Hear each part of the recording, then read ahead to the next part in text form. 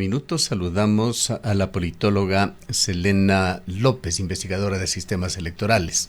Le damos la bienvenida, Selena. Quisiéramos conocer su punto de vista, su visión sobre los primeros pasos que ha dado el gobierno de Daniel Noboa en esta primera semana de ejercicio del poder. Buenos días con todos nuestros oyentes. Bueno, esa es una muy buena pregunta. Es importante hacer las evaluaciones en esta semana. Creo que el gobierno ha logrado de alguna forma instalar las autoridades en la asamblea. Eso quiere decir que se han hecho algunos, digamos, pactos, se han hecho algunas concesiones, se ha hecho un acuerdo para instalar las comisiones y se ha logrado de alguna forma también instalar los ministerios. Eso es un punto positivo. Sin embargo, en estos días, sobre todo digamos, en la opinión pública, se ha visto este distanciamiento con la vicepresidenta y muchos de nuestros ciudadanos están preguntando qué es lo que pasa. Creo que uno de los principales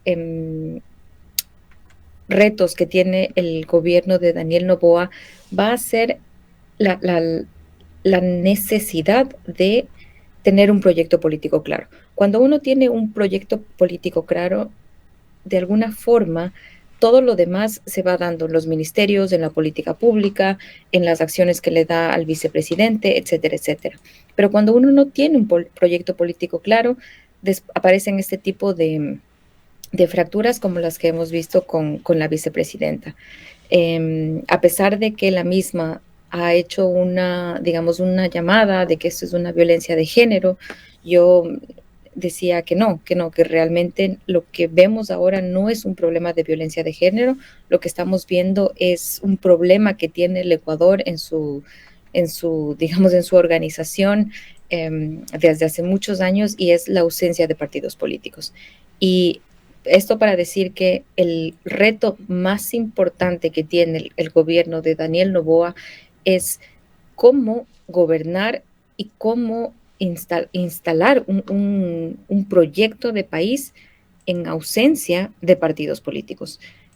Lo de la vicepresidenta es tan solo una grieta de lo que pasa cuando uno gobierna sin una ideología clara, sin un proyecto político claro. Entonces, siento que de alguna forma ha sorteado el primer obstáculo, que es no erosionar las relaciones políticas, y por eso en la Asamblea se ha logrado instalar bien, en el Ejecutivo se han logrado posicionar ministros nuevos, que no como los de Lasso. Recordemos que al inicio, cuando Lasso se instaló, estuvo con muchos miembros de la ADP.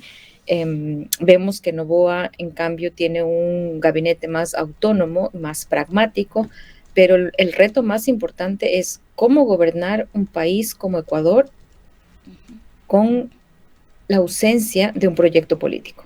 Selene, muy buenos días, gracias por estar con nosotros en esta mañana. Pues precisamente nos preguntamos qué luces nos ha dado el presidente Daniel Noboa respecto de la necesidad de este proyecto político. Todavía no hay claridad, personalmente considero así, respecto de hacia dónde mismo va el presidente actual en este cortísimo tiempo, además que va a tener para gobernar. Mayor razón para tener algo mucho más claro y mucho más concreto, pero tenemos un pacto que llevó a tomar fácilmente ciertas decisiones en la Asamblea Nacional, conformarla en cuanto a sus comisiones, a sus autoridades. Ahora tenemos una reforma tributaria. El tema de la consulta popular al parecer ya no se ha mencionado, no sabemos si va a ir o no va a ir, que fue uno de los ofrecimientos o planteamientos durante la campaña electoral. Otra decisión que se conoció el día de ayer fue, por ejemplo, esta de eliminar la empresa coordinadora de empresas públicas. ¿Esto qué nos dice de hacia dónde quiere ir Noboa? Esa es una gran pregunta, porque no está claro hacia dónde quiere ir. y tampoco el tiempo da para instalar un proceso de desarrollo muy fuerte. Los modelos de desarrollo generalmente duran, incluso trascienden 4 años. Los modelos de desarrollo serios duran 10, 15, 20 años. Lo que tiene que hacer un gobierno como el de ahora es instalar las bases y hacer acuerdos de gobernabilidad, es decir, acordar con las fuerzas políticas que los acuerdos, que hay ciertas reglas del juego que van a ser respetadas por todos los actores. Eso es algo que ningún gobierno en los últimos 8 años ha logrado.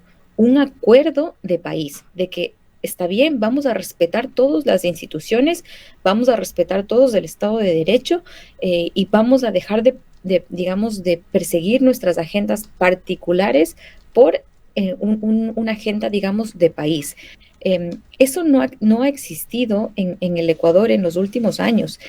Y a pesar de que Noboa logró un pacto para instalar las autoridades en la Asamblea Nacional, no es un pacto de gobernabilidad, porque un pacto de gobernabilidad tiene ciertos principios, tiene ciertas ideas, tiene ciertos temas, es un pacto transparente, es un pacto que incluye a sectores transversales de la sociedad, partidos políticos, movimientos sociales como la CONAIE. Eso aún no se ve. Se instaló la Asamblea con éxito, es decir, reconociendo el pluralismo político y de alguna forma acordando en ciertas comisiones con las principales fuerzas políticas de la Asamblea, con las fuerzas, no como hacían las asambleas de Lazo, las asambleas de Moreno, que acordaban con los independientes y que se entregaban un ministerio por aquí, por acá, y que ahí tenían gobernabilidad. No. Lo que ha hecho Noboa es acordar con las principales fuerzas políticas, y se han hecho una especie de reparto de las comisiones según la representatividad que tienen. Y aquí hay una decisión muy pragmática del presidente de quedarse con la presidencia de las comisiones económicas, es decir, para poder pasar reformas económicas. Entonces, siento que hay una actitud muy pragmática del presidente. A diferencia de lo que vimos con Lazo al inicio, hay una cuestión pragmática de resolver los principales, digamos, líos del Estado. Es decir, el problema que tiene Ecuador, como otros países de la región, es esta debilidad de las capacidades del Estado. Y es la necesidad de ordenar y fortalecer el Estado en sus políticas de Estado. Entonces, creo que cuando veo estas señales, veo que hay un poco de pragmatismo. La designación de ministros nuevos, ministros tecnócratas que están en ese lugar no por sus conexiones políticas, sino por sus digamos, sus expertise, por sus experiencias en los ministerios. Uno puede entender de que está bien, esta persona quiere fortalecer y ordenar el Estado como un conjunto de políticas que tiene que trabajar para el bienestar de la población.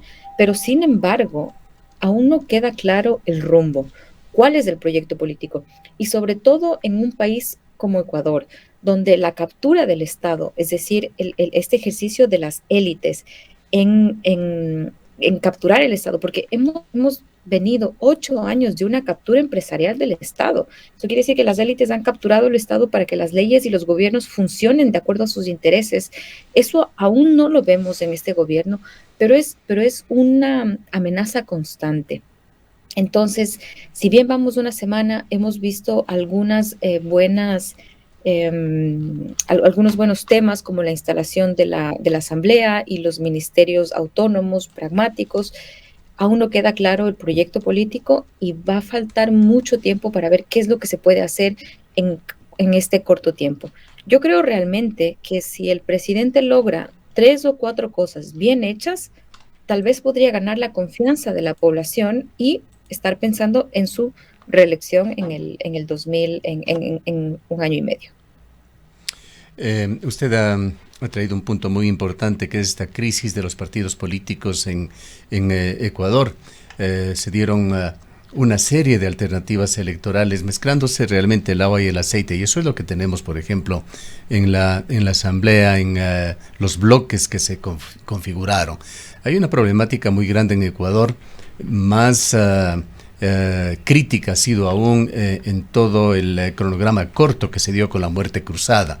Recordemos que solamente una semana antes del cierre de inscripciones se exigió observar paridad de género en los binomios, lo que llevó a acciones bastante precipitadas por parte de partidos y movimientos. Fue parte de la improvisación. Hay esa otra regla no escrita de paridad regional Sierra Costa Oriente en Ecuador, este último sector poco considerado. ¿Qué decir sobre las alianzas electorales? Allí está la coalición de gobierno ADN, que ni siquiera tiene una figura para la gobernación de la SUAY, que sigue hasta el momento acéfala, y nos encontramos aquí, y entiendo que la mayoría de provincias del país a la expectativa de nombramientos de funcionarios locales cuando ha transcurrido ya una semana de gobierno. ¿Cuál cree usted tiene que ser la reflexión, quizá los objetivos que tengan que ponerse en cuanto al régimen de partidos políticos en Ecuador para mejorar en cuanto a estas deficiencias? Ahí para decir que se mezclen el agua y el aceite en política no está mal. Creo que hemos pasado muchos años, y eso sobre todo en el gobierno de Rafael Correa, que cualquier disidencia era interpretada como algo que está mal, y se polarizó mucho la sociedad, y incluso en los ciudadanos no acostumbramos a pensar y a reconocer al que piensa diferente. Si hay algo que le falta a la cultura política del Ecuador, es poder reconocer al otro como alguien que piensa diferente, que tiene todo el derecho de pensar diferente, y que si es que gana las elecciones puede organizar el espacio político de la forma que esta persona considera. Eso es algo, este reconocimiento es algo que nos falta en el Ecuador, en la cultura política. Y es por eso que el tema correísta o anticorreísta, en vez de utilizarse como un sustantivo de que este es un tipo de personas que representan a un movimiento, lo utilizamos como adjetivo, ¿no? Es decir, como que este es correísta o este es anticorreísta. Y eso, esta falta de reconocer la legitimidad del otro, de existir en el espacio político, es un problema muy grande. No está mal que se mezcle el agua y el aceite, no está mal que fuerzas políticas como los socialcristianos, como los correístas, como ADN, que no sabemos muy bien qué son, es decir, si ustedes me preguntan a mí, que tengo 2 grados en ciencia política, qué ideología tiene y qué representa ADN, no voy a saber, porque la composición de los partidos... Perdóname la interrupción, Selena, y quisiera recordarle que durante la campaña electoral ADN se presentaba como un partido de centro-izquierda, así lo decían quienes hoy son legisladores, por ejemplo, aquí en la provincia de la SUAY. El día de ayer, Verónica Abad, en su discurso, se ratificó o se declaró como anticorreísta, cristiana, conservadora y libertaria. Nos preguntamos, ¿quiénes están gobernando el país? Nos preguntamos.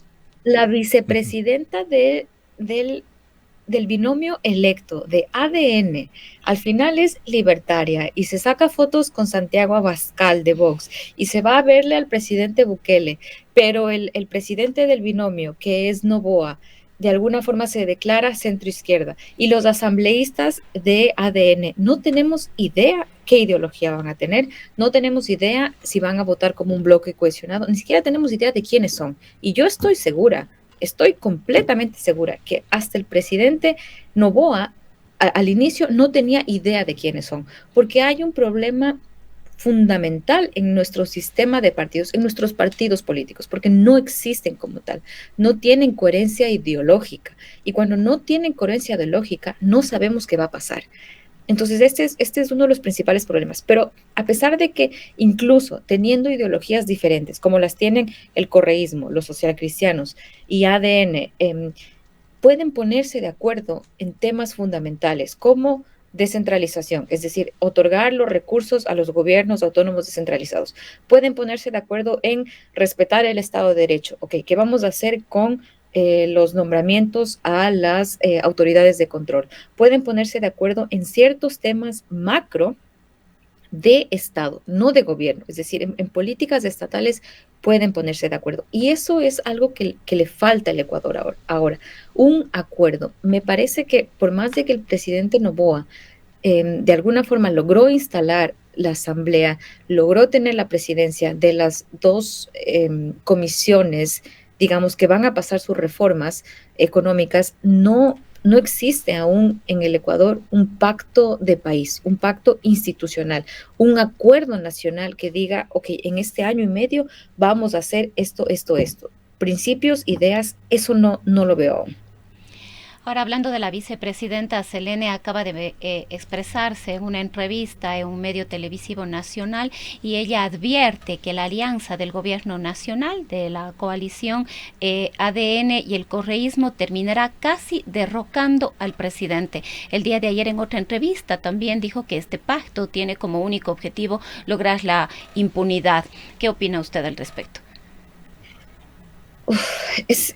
Creo que es la estrategia de Verónica Abad de alguna forma cosechar un poco su capital político en ese 10-15% que es anticorreísta y que podría ser atractivo a este tipo de discurso, de que el pacto que tiene Daniel Noboa es para que regrese Correa, y les está hablando a ese electorado de Fernando Villavicencio, que es un electorado que de alguna forma tiene representación en la Asamblea y que tuvo una buena performance electoral en las elecciones, es decir, son 10-15% de la población que votó por Fernando Villavicencio.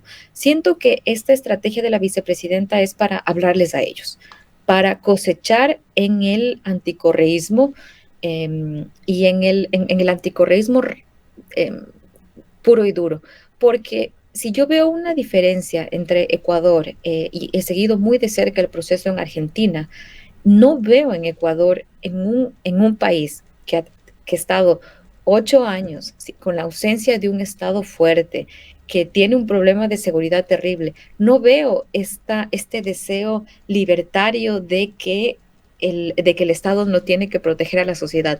Todo lo contrario. En el Ecuador, la ciudadanía está diciendo el Estado tiene que proteger de alguna forma a la sociedad. ¿Y cómo proteger? Pues empezando con seguridad, salud, educación. Hay un consenso en el Ecuador de que se tiene que proteger a la sociedad, de que el Estado tiene que proteger a la sociedad.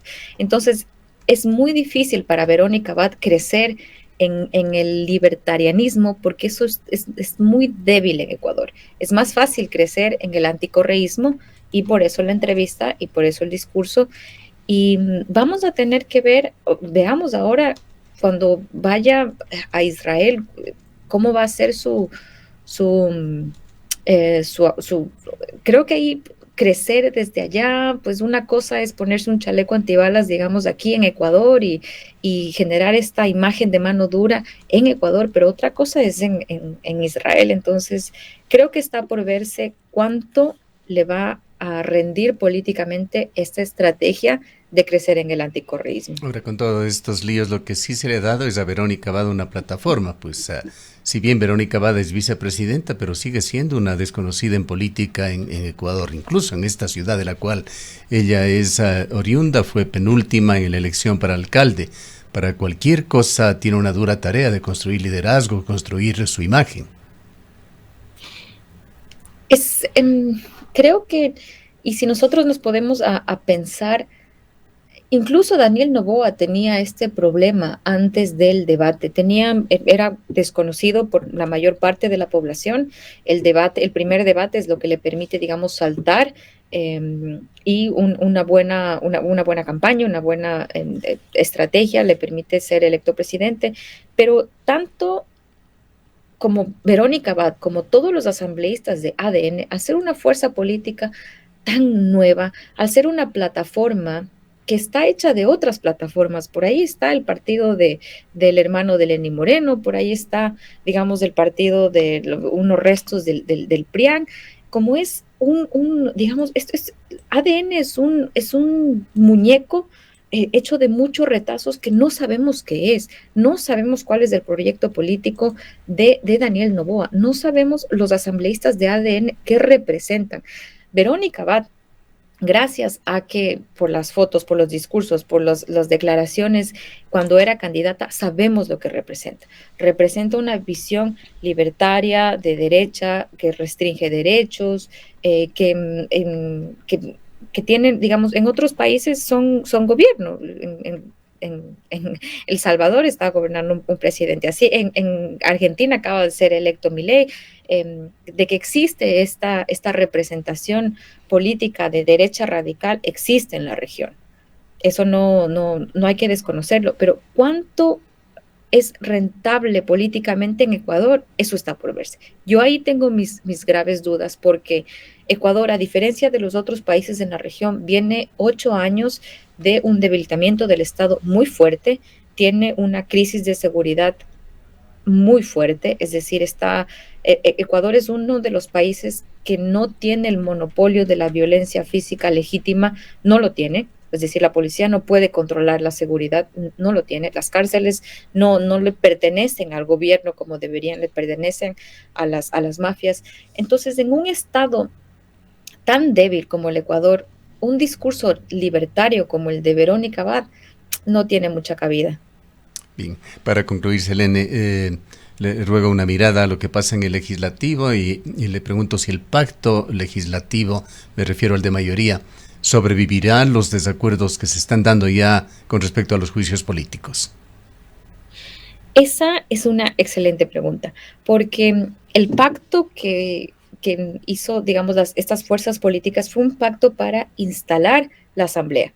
Y en eso es fácil ponerse de acuerdo porque uno solo tiene que ver los resultados electorales y tiene que hacer ciertas concesiones. Tú vas de presidente, tú vas de vicepresidente, en el CAL vamos estas son las comisiones que yo quiero de acuerdo a los intereses. Entonces es fácil ponerse de acuerdo digamos, en la gestión institucional de la Asamblea. En lo que es difícil ponerse de acuerdo es en ideas, principios y en la conducción del país. Y en eso, y sobre todo cuando uno topa un tema fundamental, como es la fiscalización a las agencias de control del Estado, como las fiscalías, las contralorías, ahí ya entran otro tipo de consideraciones que son más difíciles, digamos, de ponerse de acuerdo. Y ahí creo que si hay un error que ha cometido el correísmo en estos días es el correísmo al haber durante mucho tiempo, al haber sido, digamos, sujeto de persecución política o de haberse sentido perjudicado por la función de la Fiscalía General del Estado, la función de la Fiscalía General del Estado tiene esta agenda particular de alguna forma cambiar a la titular de la Fiscalía General del Estado. Pero esta es una prioridad para esta fuerza política. Esta no es la prioridad para una fuerza política como los socialcristianos, esta no es una prioridad para una fuerza política como ADN, y ahí creo que van a encontrar, ahí están los primeros desacuerdos cuando uno persigue agendas particulares y no unas agendas colectivas. Creo que lo más importante que deberían hacer las fuerzas políticas ahora, es decir, no importa quién esté digamos, en cabeza de la Fiscalía, Contraloría, Consejo de Participación Ciudadana, Procuraduría, hagamos un acuerdo nacional para que nadie, absolutamente nadie, se salte el Estado de Derecho, para que nadie persiga, para que nadie de alguna forma utilice estas instituciones que son de control y que tienen la obligación de controlar el poder, que no lo utilicen para tener sus venganzas y sus revanchas políticas. Y la cooptación de estos espacios ha sido una constante en los últimos años en Ecuador. Pero Noboa tiene una ventaja ahí, que no odia y no está rodeado de los grupos que persiguieron tanto en el gobierno de Lasso como en el gobierno de Noboa, que tenían estas agendas. Veo algo positivo ahí. Noboa no tiene esta necesidad de la revancha política y en eso podemos ver de que puede que de alguna forma haya una tranquilidad en que nadie se salte el Estado de Derecho o lo que queda del Estado de Derecho en el Ecuador. Bien. Le agradecemos mucho por habernos acompañado. No, muchas gracias a ustedes. Declaraciones de la politóloga, investigadora de sistemas electorales, Selene López. Son las 8:34 minutos.